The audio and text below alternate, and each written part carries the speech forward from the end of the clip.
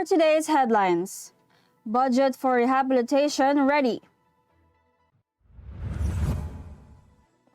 House assessing government disaster response. World Bank okays with 300 million pesos vaccine fund. Department of Health shortens booster shot interval. Throwing away your face shield? Not so fast. NLEX gears up for holiday season. Putin threatens retaliation against Western aggression.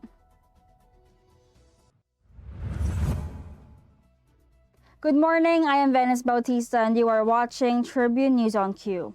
Today is December 23, 2021, and here are the latest news of this Thursday morning. More than half of the 10 billion peso recovery budget promised by President Rodrigo Duterte to areas battered by Typhoon Udette will be made available soon with the expected approval of the 2022 national budget by the year end. The chief executive will likely sign into law next week the proposed government spending plan, which contains a huge chunk of the total amount earmarked for typhoon victims, the Department of Budget and Management said Wednesday. Acting Budget Chief Tina Rose Maricanda said in a televised palace briefing that the 2022 budget is expected to be signed before the year ends, maybe after Christmas or until the 29th.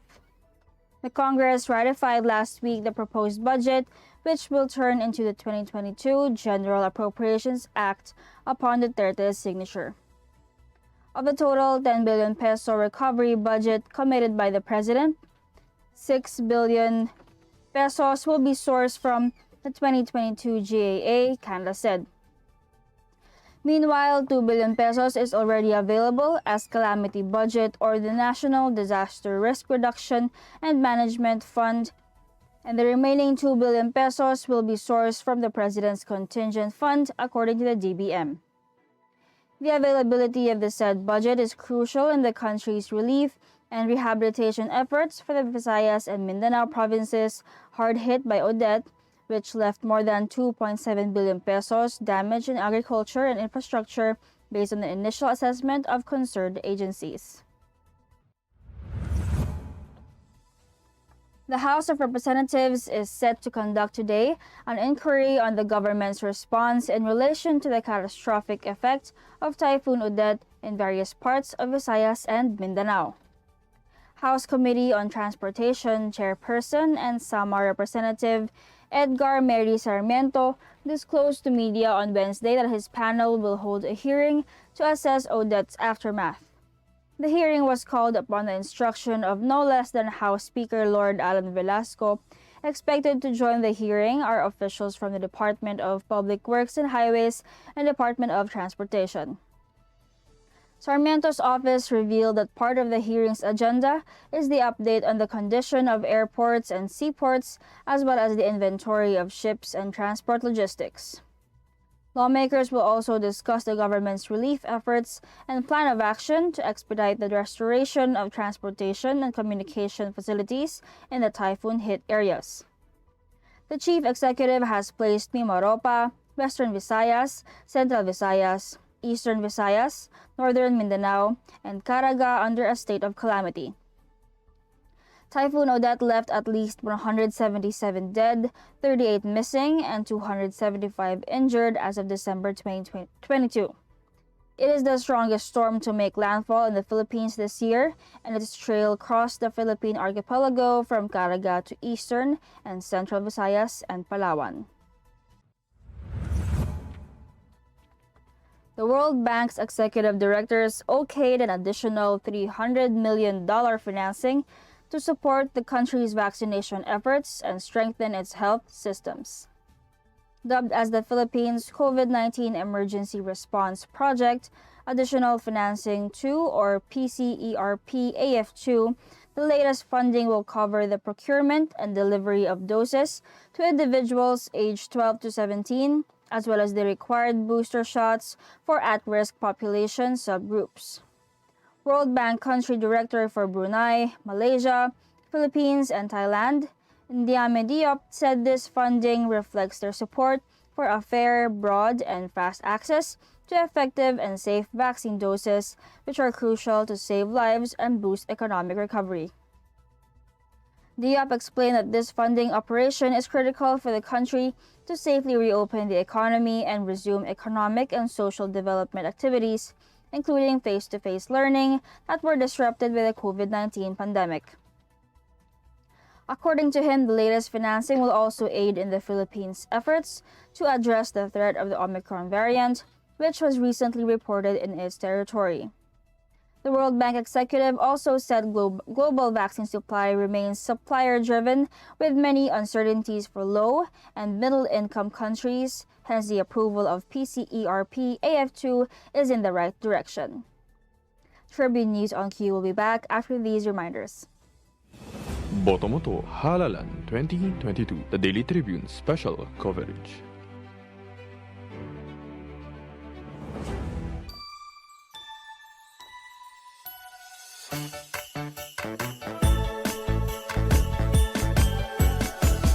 Chris masaya, pagsama-sama.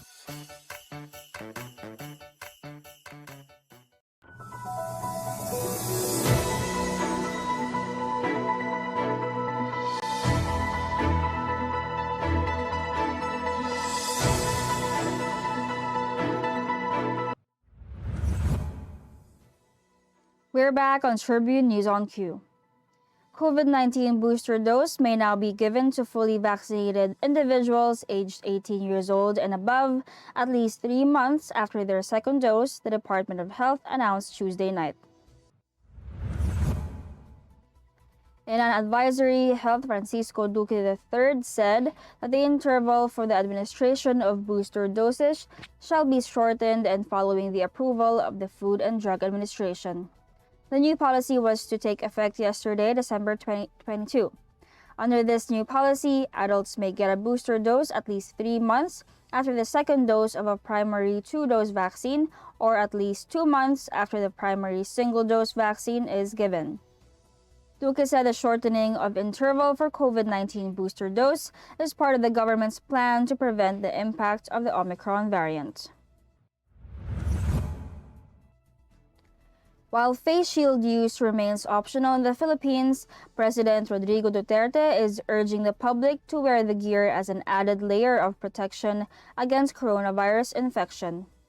The president made the appeal during his pre-recorded public address aired late Tuesday night as he expressed fears on possible COVID-19 surge driven by the Omicron variant. Duterte claimed that the face shield policy had contributed to the steady decline in COVID-19 cases reported per day, even as he acknowledged that some countries criticized the Philippine government for mandating the use of plastic coverings in public spaces. He also admitted that he was wary that the Omicron variant of COVID-19 will trigger another fresh wave of infections. Cabinet Secretary Carlo Nograles clarified on Wednesday that the president's remarks on face shield did not mean that the pandemic task force will reimpose its mandatory use, saying it was just a call for continuous observance of health protocols amid the pandemic. Since the government dropped the face shield mandate, most Filipinos have stopped using the gear outdoors, except in hospital settings, as groups claimed it was just a costly requirement for the poor who bore the brunt of business closures, as well as another contributor to plastic pollution. Masks, on the other hand, remain mandatory in the entire Philippines. Meanwhile, Health Secretary Francisco Duque III on Tuesday warned against complacency despite the declining number of infections and healthcare utilization rates across the archipelago. To ensure the ease of traffic flow in its roads, the North Luzon Expressway or NLEX Corporation is set to implement additional traffic management measures on Christmas and the New Year. The company said that it will augment its operations along the NLEX Subic-Clark-Tarlac Expressway or SCTEX from December 20 to January 3 next year as part of their Safe Trip Mo Sagot Ko motorist assistance program. To ensure the ease of traffic flow in its roads, the North Luzon Expressway Corporation is set to implement additional traffic management measures on Christmas and New Year. The company is set to deploy 1,200 patrol crews, traffic marshals, security teams, and toll lane personnel to assist motorists and ensure efficient traffic flow. NLEX Corporation President and General Manager J. Luigi L. Bautista cited that the company is committed to keep our traffic flowing smoothly so their motorists will get to their destinations quickly, safely, and comfortably. He added that traffic management teams will closely monitor Balintawak, Mindanao, Karuhatan, Bocaue, San Simon, San Fernando, Tarlac, and Quipo as high volume of vehicles is anticipated in these areas. During the said period, construction and lane closures along the mainline road of the NLEX Esitex will also be suspended unless safety repairs are necessary. Tribune News on Q will be back. Stay with us. Botomoto Halalan 2022, the Daily Tribune special coverage.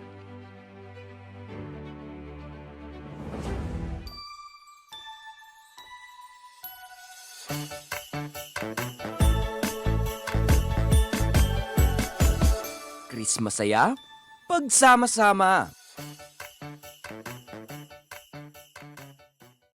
Ang Daily Tribune may digital shows na din. Dahil sa mas lumalaki at mas lumalakas nating tribu, handog sa inyo ng Daily Tribune ang mga programang magbibigay buhay araw-araw. Be informed at mag-good vibes tuwing umaga sa programang Gising Na. Be updated sa news and happenings sa Tribune News on Q. Mas kilalanin pa natin ang mga paborito nyong atleta sa programang The Athletes Tribune. Alamin ang latest entertainment sa programang What's Up. Ma-inspire sa mga kwentong hatid ng Perfect. Search lang ang Daily Tribune sa inyong Facebook at Tribune Now on YouTube. See you there mga katribu!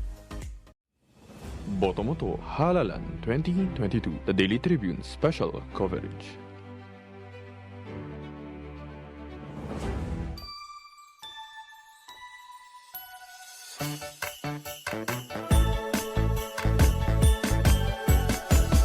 Chris masaya, pagsama-sama.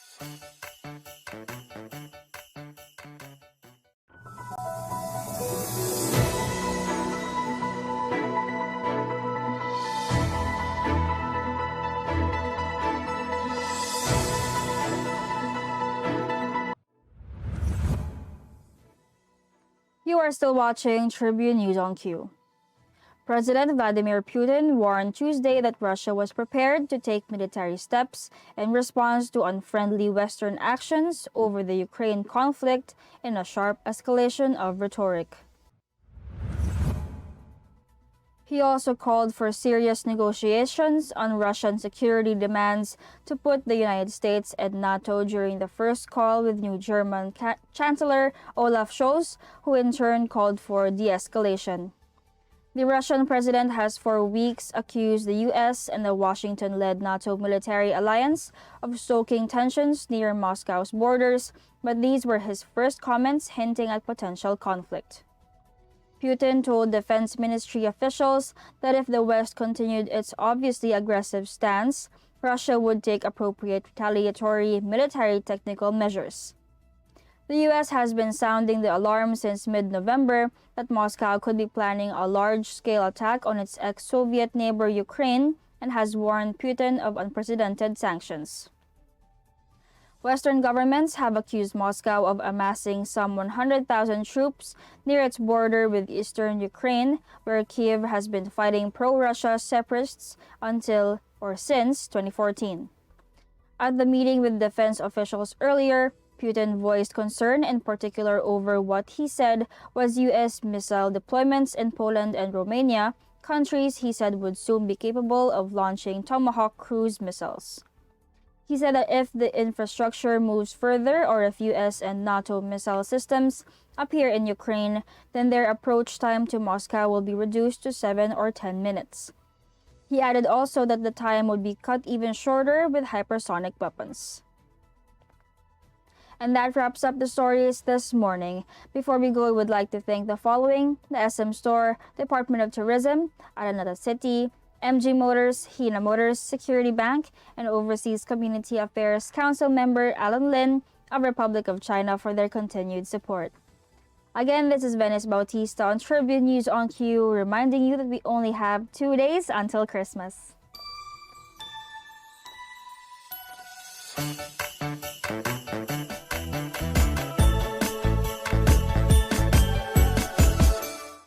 Stay safe, stay healthy, and stay at home. Good morning. Catch the latest news on our website, tribune.net.ph. Follow us on Facebook, Twitter, and Instagram. Subscribe to our YouTube channel, Tribune Now. Download the Daily Tribune app on Apple Store for iOS and Google Play for Android to get the latest and most comprehensive news online. Daily Tribune invites you to join its Viber community, Katribu, to get updates on the hottest news on politics, business, sports, lifestyle, and entertainment. Emoticons of the Tribune mascot Tarsito are available on our community Viber.